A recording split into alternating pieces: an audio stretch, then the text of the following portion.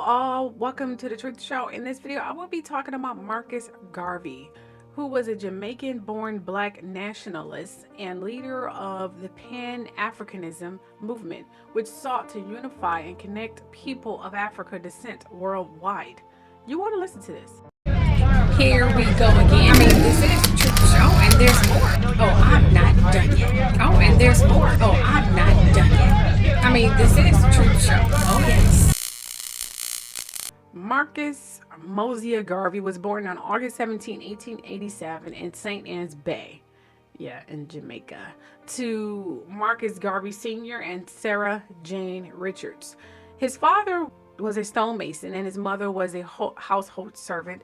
Though the couple had 11 children, only Marcus had one other sibling survive into adulthood because the others were either killed or died of mysterious illnesses.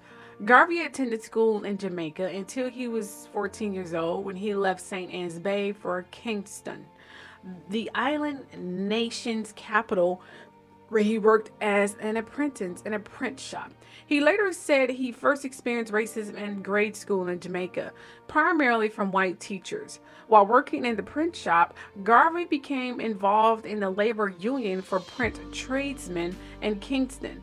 This work would set the stage for his activism later in life. Garvey spent time in Central America as well, where he had relatives before moving to London in 1912. While in Britain, he attended the University of London's Birkbeck College, where he studied law and philosophy, believe it or not. Moving right along here. You see, in many of his lectures, Garvey summarized his views on the rights of African Americans by noting, the first dying that is to be done by the black man in the future will be done to make himself free. And then when we are finished, if we have any charity to bestow, we may die for the white man. But as for me, I think I have stopped dying for him. He also told members of the Universal Negro Improvement Association in 1921, if you want liberty, you yourselves must strike the blow. If you must be free, you must become so through your own effort. Until you produce what the white man has produced, you would not be his equal. Or even then, to be honest.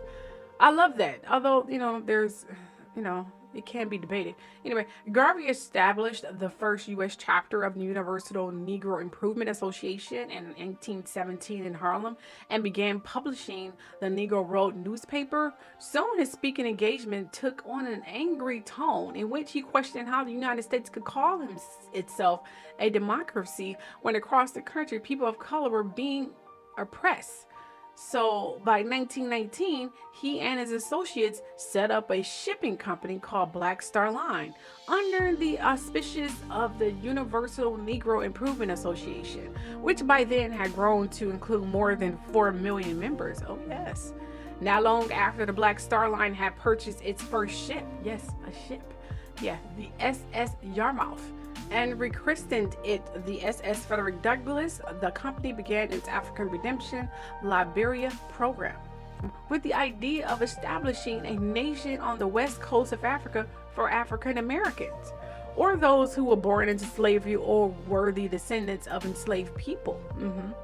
Garvey was married twice. His first marriage was to Amy Ashwood, who was a fellow activist in the Universal Negro Improvement Association, but it ended in divorce in 1922. Later, however, that year, Garvey married again to Amy Jacques, who was also an active member in social causes. The couple had 2 sons together. Oh, of course, with this much power, I mean, this man seriously started a Black Star Line, okay? He had 4 million members. He was outgrowing and outproducing more than all the other white protestants. So trust me, they had to get rid of him real quick, okay? So pay attention to what I'm about to say. Okay, so again, with this much power, who is known and who was known to go after every Black power leader, just a seriously assassinator, who have done it and got away with it apparently, because I don't remember him ever being held accountable for all of his misdeeds and assassinations attempts, and not even attempts. I mean, what he's done to many Black leaders. J. Edgar Hoover. Yeah, of course he had to horn in Oh, yes, he sure did. And Garvey became a target of J. Edgar Hoover of the Bureau of Investigation, the BOI. Yeah, he seriously. Yeah, The BOI began investigating Garvey on charges of mail fraud in connection with a brochure for the Black Star Line that included a photo of a ship before the company actually had a vessel in its fleet. Hoover, who referred to Garvey as a notorious Negro agitator. Yeah, this is how he seriously labelized this man. Even hired, this is what they do, they hire, I think I said this in many videos, sometimes they use your own kind and color to diminish you and to destroy you. So you want to beware of sheep. They come in all different sizes, color, and races, okay? Even though he hired the first black FBI agent in 1919 to spy on Garvey. Yeah, and in 1923, after a controversial trial, Garvey was found guilty of these charges and sentenced to a maximum of 5 years in prison. He blamed the Jewish judge and Jewish jurors for his conviction, saying that they sought retribution against him after he had agreed to meet with the Grand Wizard of the Ku Klux Klan (KKK) several months prior to the trial. Garvey believed he and the KKK shared similar views on segregation, given that he sought a separate state of African Americans. He began serving his sentence in Atlanta prison in 1925. It's from there that he authored his famous paper, First Message to Negroes of the World from Atlanta Prison. So yes, he was in prison, still trying to make a difference, still trying to give his message out there, even though he was behind bars. I think people should use this as an inspiration. Seriously, your voice can be heard regardless of where you speak from, okay? In it, he wrote, "After my enemies are satisfied, in life or death, I shall come back to you to serve even as I have served before. In life, I shall be the same. In death, I shall be a terror of the foes of Negro liberty. If death has power, to count on me in death to be the real Marcus Garvey I would like to be. If I may come in an earthquake, or a cyclone, or plague, or pestilence, or as God would have me, then be assured that I shall never desert you and make your enemies triumph over you."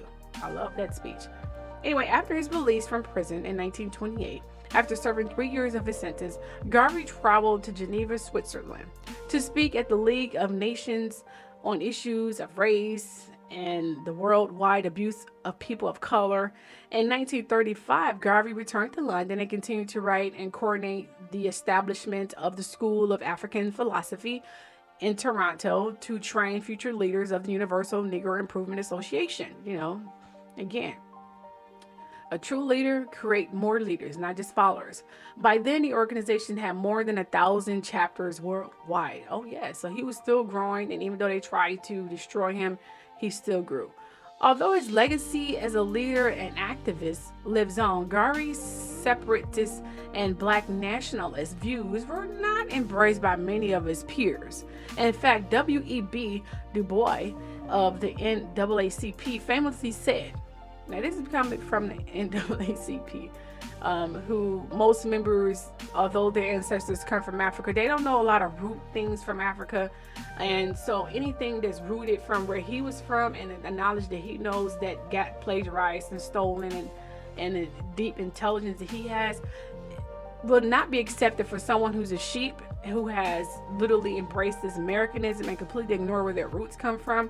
So when I say this next phrase, and I know many people like that, I'm married to one, so I know how their mind thinks. They just don't know. So this is what they said: Marcus Garvey is the most dangerous enemy of the Negro race in America and in the world. This is what they said for a man who started a Black Star Line and started a reproduction company, who was going to build a ship and ships, who was starting to create a name and a face for black people, period. He teamed with the Ku Klux Klan because he was like, yeah, maybe we should be separate because apparently we can't work together. So maybe separation is a good thing. I think they took his context in a whole different way, which people are known to do to anything they don't understand. So this is normal. However, Garvey supporters preferred to focus on his key message, which was steeped in African American pride. After all, he is credited with coining the phrase "black is beautiful." You know that came from him, right? And his philosophy is perhaps best exemplified in the following quote: "We must canonize our own saints, create our own martyrs, and elevate the positions of fame and honor." Black men and women who have made their distinct contributions to our racial history. I am the equal of any white man. I want you to feel the same way. So, with that said, Garvey worked into his death at the age of 52, and on June 10th, 1940, the complications brought on by two strokes, unfortunately, due to World War II travel restrictions. He was originally buried in St. Mary's Roman Catholic Cemetery in Kensal Green, London, but on November 13, 1964, his body was exhumed and buried beneath the Marcus Garvey Memorial National Heroes Park in Kingston, in Jamaica. Oh, yes. A few months later, he returned to Jamaica, where he established the People's Political Party. I'm going back and forth here. That nation's first modern political organization. Its platform focused on workers' rights and the poor. You see, Garvey was teaching independence, and he was taking back what was stolen from blacks, which is wealth and independence and our ability to create beautiful monuments. We are equal as the white person, which, if you don't understand the deep rooted from that, and it stems all the way from Africa, then you would never understand his level of intelligence and his way of thinking. So again, you can't argue with ignorant people. Well, let me know what you all think below. On that note, don't forget to subscribe, share, and like, and hit that bell so you get notifications when I post more videos. See y'all later, and I hope you guys learned from this. Love you all. Bye.